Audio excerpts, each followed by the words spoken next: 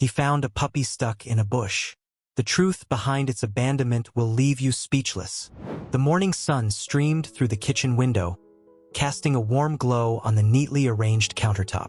John Peterson, a retired school teacher with a twinkle in his eye and a gentle smile etched on his face, hummed a cheerful tune as he prepared his breakfast. The aroma of freshly brewed coffee filled the air, mingling with the sweet scent of toast and marmalade.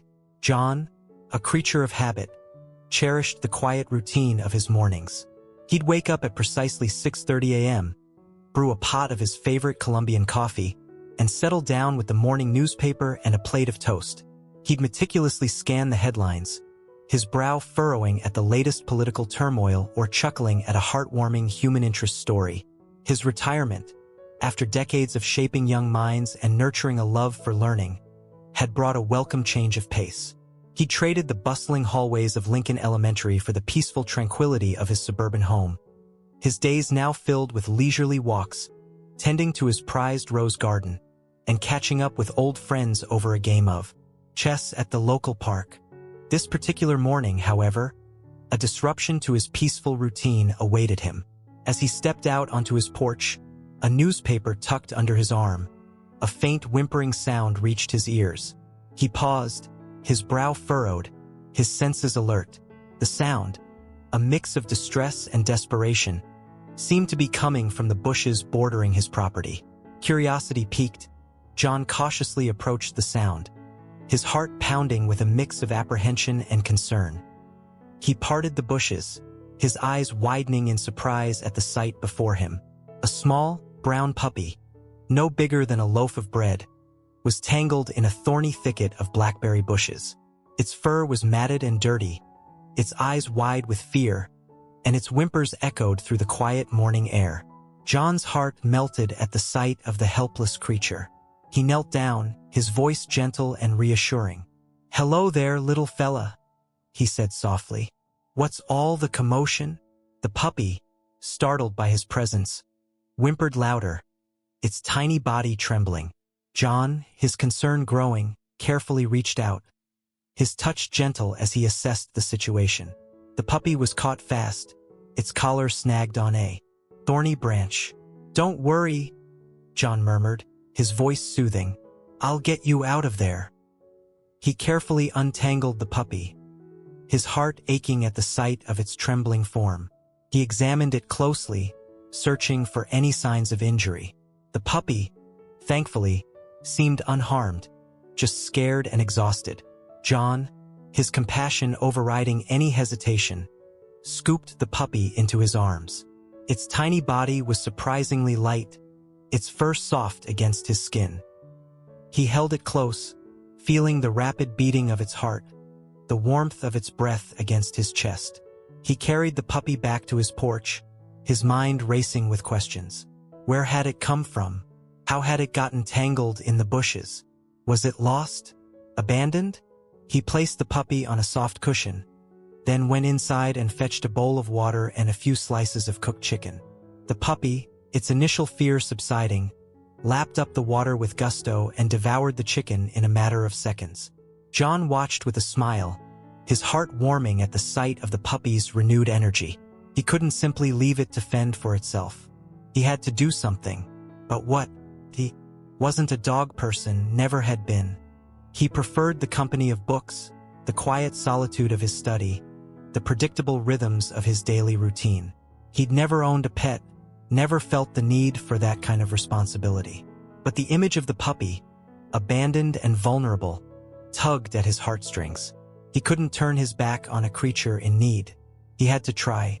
He decided to call the local animal shelter, hoping they could take the puppy in. But as he dialed the number, a wave of reluctance washed over him. He imagined the puppy, alone and scared, in a cold, sterile kennel. He couldn't bear the thought. He hung up the phone, his mind made up. He would take care of the puppy, at least for now. He would give it a temporary home, a safe haven until he could figure out what to do next. He looked at the puppy, its tail wagging tentatively, its eyes filled with a hopeful gleam. He smiled, his heart filled with a warmth he hadn't felt in years. "Welcome home, little fella," he whispered, his voice filled with a newfound tenderness. "Welcome home." Life with the puppy, whom John aptly named Chance, was a whirlwind of unexpected joys and challenges. John, a man of routine and order, found his days delightfully disrupted by the demands of his new furry companion. Mornings, once filled with the quiet rustle of newspapers and the gentle clinking of teacups, now echoed with the playful barks and excited yips of a puppy eager to start the day. John, initially startled by the sudden intrusion into his peaceful routine, quickly found himself charmed by Chance's boundless energy and infectious enthusiasm. He learned to decipher the nuances of puppy language, the insistent whines that signaled a full bladder, the playful nips that invited a game of tug-of-war, the soft whimpers that expressed a longing for affection. He discovered the joys of early morning walks, the crisp air invigorating his lungs as Chance scampered through the dew-kissed grass, his tail wagging with unbridled joy. John, a lifelong bachelor, had never experienced the unconditional love of a pet. He'd always considered himself a solitary creature, content with his books, his garden, and the occasional visit from his nieces and nephews. But Chance's unwavering devotion, his eager greetings at the door, the comforting weight of his head resting on John's lap, filled a void he hadn't realized existed. He found himself talking to Chance, sharing his thoughts, his worries, his hopes for the future. He'd recount stories from his teaching days, the mischievous antics of his students, the heartwarming moments of shared learning and discovery. Chance would listen intently, his head cocked, his eyes sparkling with understanding, his occasional barks and yips punctuating John's narratives with enthusiastic interjections. John's quiet suburban home, once a sanctuary of solitude, now echoed with the sounds of playful barks, the clatter of toys, and the occasional exasperated sigh as Chance, in his puppy exuberance, chewed on a forbidden slipper or toppled a prized potted plant. But amidst the chaos, John found a newfound sense of purpose, a renewed zest for life. He meticulously researched puppy care, poring over books and websites, determined to provide Chance with the best possible upbringing. He consulted with the local veterinarian, ensuring Chance received all the necessary vaccinations and preventative care. He even enrolled in a puppy training class, where he and Chance, amidst a cacophony of barks and excited yips, learned the basics of obedience and socialization. Chance, a quick learner with an eagerness to please, thrived under John's patient guidance. He mastered the art of sitting, staying, and fetching, his tail wagging with pride as he performed his newly acquired skills. He made friends at the dog park, his playful nature and infectious enthusiasm endearing him to both canines and humans alike. John, in turn, found himself drawn into a community of dog lovers, sharing tips, stories, and laughter with fellow pet owners. He discovered a camaraderie he hadn't experienced since his teaching days, a sense of belonging that warmed his heart. One sunny afternoon, as John and Chance strolled through the park, a young woman with a friendly smile approached them. "What a handsome dog!" she exclaimed, her eyes sparkling with admiration. "What's his name?" "Chance," John replied, beaming with pride. "I found him a few weeks ago, abandoned in my bushes." The woman, her name was Sarah, was a volunteer at the local animal shelter. She listened with interest as John recounted Chance's story, her expression a mix of concern and admiration. "You've done a wonderful thing, taking him in," she said. "He's lucky to have found you." She offered John advice on puppy care, sharing tips on training, nutrition, and socialization. She even invited him to join a local dog walking group, a weekly gathering of dog lovers who explored the nearby trails and parks. John, grateful for the unexpected support and companionship, readily accepted. He found himself looking forward to the weekly walks, enjoying the camaraderie of fellow dog owners and the shared joy of watching their furry companions frolic in the great outdoors. As the weeks turned into months, the bond between John and Chance deepened. They were inseparable, their lives intertwined, their hearts connected by an invisible thread of love and loyalty. John, once a solitary soul, now had a constant companion, a furry soulmate who filled his days with laughter, purpose, and unconditional love. he often found himself marveling at the unexpected turn his life had taken. He'd never imagined that a stray puppy, abandoned and vulnerable, could bring such joy and fulfillment into his life. He'd never imagined that he, a man who had always cherished his independence, could find such deep connection and companionship with a furry creature. But as he looked at Chance, his tail wagging with unbridled joy, his eyes sparkling with mischief and affection, John knew that he wouldn't trade this newfound happiness for anything in the world. He had found a friend, a confidant, a furry soulmate who had enriched his life in ways he could never have imagined. One crisp autumn afternoon, as John and Chance were enjoying their usual stroll through the park, a glint of sunlight reflecting off something around Chance's neck caught John's eye. He knelt down, his curiosity piqued, and examined the object more closely. It was a small, silver locket, intricately engraved with delicate floral patterns. He'd never seen it before. "Where did this come from, Chance?" he wondered aloud, gently opening the locket. Inside, nestled against a bed of faded velvet, was a tiny photograph. It depicted a young girl, no older than 10, with bright, smiling eyes and a mischievous grin. She held a puppy in her arms, a brown, furry bundle that looked remarkably like a younger Chance. John's heart skipped a beat. Could this be Chance's previous owner? Had he been separated from his family? A wave of concern washed over him, a sense of responsibility to reunite Chance with the girl in the photograph. He tucked the locket safely into his pocket, his mind racing with questions. Who was this girl? Where did she live? What had happened to her and Chance? Determined to find answers, John embarked on a quest to unravel the mystery. He started by showing the photograph to his neighbors, hoping someone might recognize the girl or the locket. He visited local pet stores and veterinary clinics, inquiring if anyone had seen a similar locket or a girl matching the photograph's description. He even ventured into the local library, his old stomping grounds, and consulted with his former colleagues, hoping their knowledge of the community might lead to a clue. He scoured online forums and social media groups dedicated to lost and found pets, posting the photograph and a description of Chance, hoping to reach a wider audience. Days turned into weeks, and John's search yielded no results. He felt a growing sense of frustration, his determination wavering as dead ends and false leads piled up. He started to doubt himself, to question if he was chasing a phantom, a figment of his imagination. But then he would look at Chance, his loyal companion, his furry soulmate, and his resolve would solidify. He couldn't give up, not when Chance's past, his connection to the girl in the photograph remained shrouded in mystery. One evening, as John sat on his porch, sipping a cup of chamomile tea and watching the fireflies dance in the twilight, a police car pulled up to his curb. His heart pounded with a mix of apprehension and curiosity as a young officer, his face etched with a serious expression, approached his house. "Mr. Peterson?" the officer inquired, his voice polite but firm. "Yes, that's me," John replied, his mind racing with questions. "Officer Miller, from the local police department." The officer introduced himself, flashing his badge. "I'm here about a missing person case."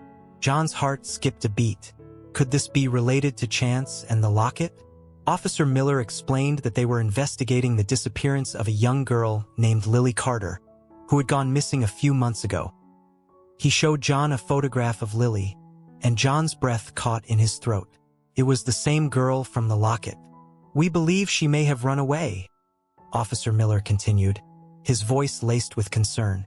"She was last seen with a brown puppy, similar in appearance to your dog." John, his mind reeling, recounted his discovery of Chance and the locket.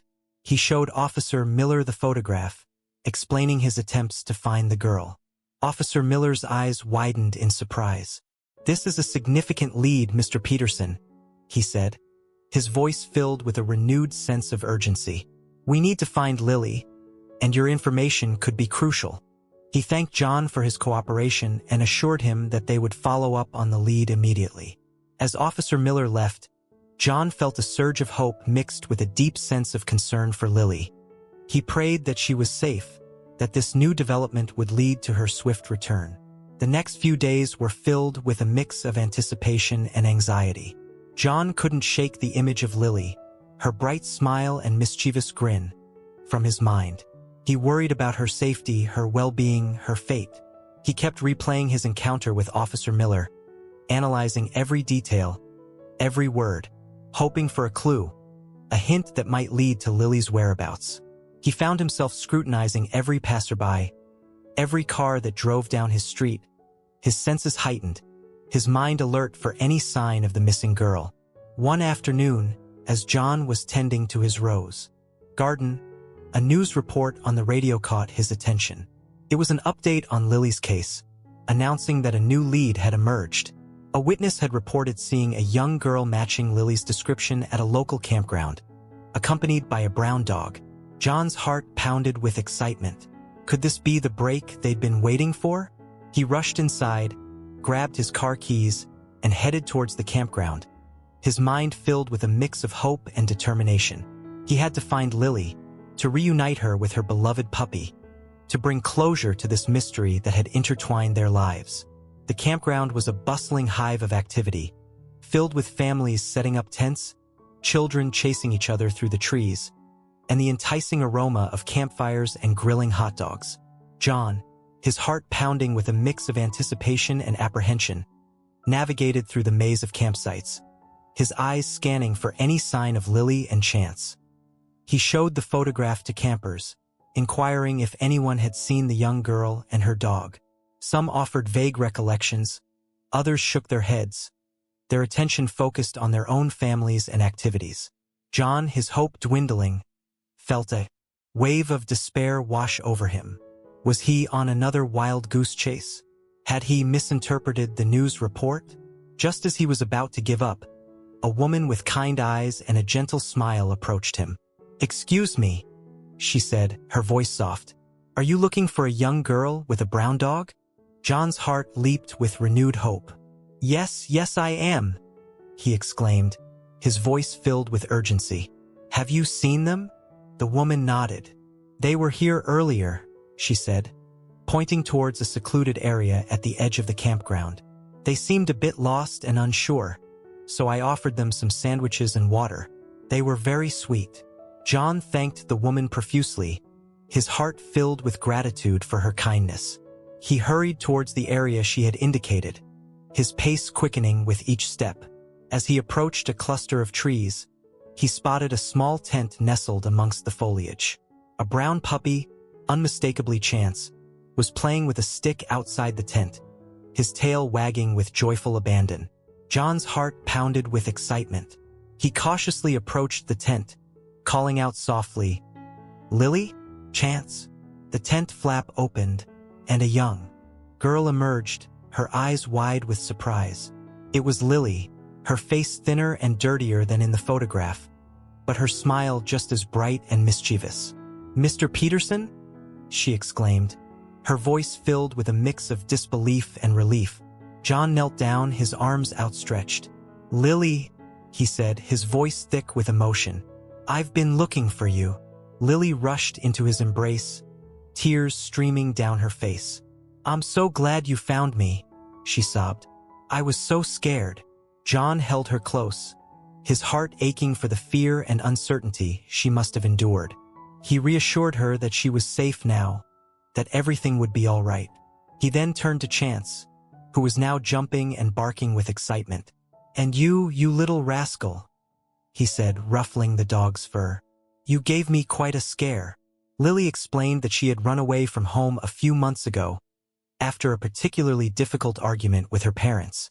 She had felt misunderstood, unloved, and alone. She had taken Chance, her only companion, and fled into the woods, hoping to find a place where she belonged. She had been living rough, camping in the woods, relying on the kindness of strangers for food and shelter. She had missed her parents terribly, but she had been too afraid to return home, fearing their anger and disappointment. John listened patiently, his heart aching for the young girl's pain and vulnerability. He reassured her that her parents loved her, that they were worried sick about her, and that they would welcome her back with open arms. He convinced Lily to call her parents, offering his phone and a shoulder to lean on. He listened as Lily, her voice trembling with a mix of fear and hope, spoke to her parents, their voices filled with relief and overwhelming love. They arranged to meet at the campground, and John waited with Lily and Chance, his heart filled with anticipation and a sense of fulfillment. He watched as a car pulled up, and a man and woman rushed out, their faces etched with a mix of relief and joy. They embraced Lily, their tears flowing freely, their voices filled with expressions of love and forgiveness. John watched the reunion, his own eyes welling up with tears, his heart overflowing with warmth and gratitude. He had played a small part in reuniting a family, in bringing a lost child back to the loving embrace of her parents. He had helped to heal a broken heart, to mend a fractured bond. As Lily and her parents left the campground, their car filled with laughter and renewed hope, John stood with Chance by his side, watching them go. He felt a sense of peace, a sense of closure. He had solved the mystery of the locket, reunited a family, and found a loyal companion in the process. He had learned the true meaning of compassion, the power of second chances, and the enduring strength of the human spirit. And as he looked at Chance, his tail wagging with unbridled joy, his eyes sparkling with mischief and affection, John knew that this unexpected journey, this adventure that had begun with a whimpering puppy tangled in a bush, had enriched his life in ways he could never have imagined. He had found a friend, a confidant, a furry soulmate who had filled his days with laughter, purpose, and unconditional love. He had found a chance encounter that had changed his life forever. The reunion with Lily and her family marked a turning point in John's life, while part of him missed the constant companionship of Chance. Seeing the joy he brought to Lily filled him with a profound sense of satisfaction. He had done the right thing. Life returned to a quieter rhythm, but it was a rhythm infused with a newfound appreciation for connection and the unexpected turns life can take. John continued his morning walks, but now he often found himself strolling towards the Carter's house, where he'd be greeted by Lily's enthusiastic hugs and Chance's exuberant barks. He became a regular fixture in their lives, sharing Sunday dinners, attending Lily's school events, and even accompanying them on family outings to the park or the beach. He watched with a warm heart as Lily and Chance played together, their bond as strong as ever. He also reconnected with his own family, reaching out to his nieces and nephews, inviting them over for holidays and sharing stories of his adventures with Chance. He realized that family wasn't just about blood ties. It was about the bonds of love and support that weave through our lives. One afternoon, while visiting the Carters, John noticed a flyer on their refrigerator for a local animal shelter fundraiser. He felt a tug at his heartstrings, remembering his initial reluctance to take Chance to the shelter, the fear of leaving him in a cold, impersonal environment. He decided to attend the fundraiser, hoping to contribute to the organization that cared for abandoned and neglected animals. He was surprised to find the shelter bustling with activity, filled with volunteers, families, and a menagerie of furry creatures waiting for their forever homes. He struck up a conversation with Sarah, the volunteer he had met in the park, and learned about the challenges the shelter faced, the overwhelming number of animals in need, and the constant struggle for funding and resources. John, his heart touched by their dedication, decided to become a volunteer himself. He started by walking dogs, cleaning kennels, and socializing with the animals, offering them comfort and companionship. He found a renewed sense of purpose in helping these vulnerable creatures, in giving them a second chance at happiness. He also used his teaching skills to organize reading sessions for children at the shelter, sharing his love of books and encouraging empathy and compassion towards animals. He even started a small fundraising campaign, leveraging his connections in the community to raise money for the shelter's much-needed renovations. His efforts didn't go unnoticed. The shelter staff and volunteers were grateful for his dedication and enthusiasm, and the animals responded to his gentle touch and kind words. He became a beloved figure at the shelter, his presence bringing joy and comfort to both animals and humans alike. One day, while volunteering at the shelter, John noticed a small, timid kitten cowering in the corner of a cage. It reminded him of Chance, abandoned and vulnerable, waiting for a helping hand. He approached the kitten cautiously, speaking softly, offering a gentle touch. The kitten, hesitant at first, slowly warmed up to John's kindness, purring softly as he stroked its fur. John felt a familiar tug at his heartstrings. He couldn't leave this kitten alone, couldn't bear the thought of it spending another day in a cage. He decided to adopt it, giving it a loving home and a second chance at happiness. He named the kitten Hope, a symbol of the renewed sense of purpose and joy he had found in helping others. Hope quickly became a cherished member of his household, her playful antics and affectionate purrs filling his home with warmth and laughter. John's life, once quiet and predictable, was now filled with unexpected connections and heartwarming moments. He had found a new family in the Carters, a renewed sense of purpose in helping animals, and a loyal companion in Hope. He had learned that life's greatest gifts often come in the most unexpected forms, that compassion and kindness can ripple outwards, touching the lives of many, and that even in the twilight years, there is always room for new beginnings, new friendships, and new adventures. And as he sat on his porch swing, Hope curled up contentedly on his lap. Watching the sunset paint the sky in vibrant hues, John smiled, his heart filled with gratitude for the abandoned puppy who had led him on this extraordinary journey of love, loss, and second chances.